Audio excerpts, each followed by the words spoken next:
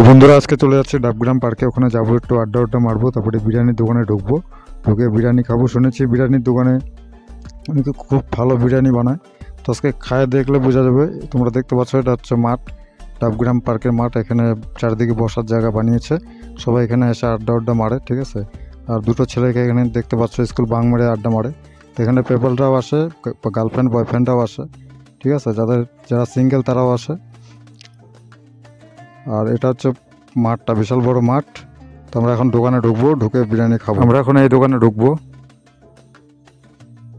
এই যে বিরিয়ানি আমাদেরকে দিছে গরম গরম থালায়, নরম নরম বিরিয়ানি, তো তার সাথে স্লাইড, অল্প চাটনি।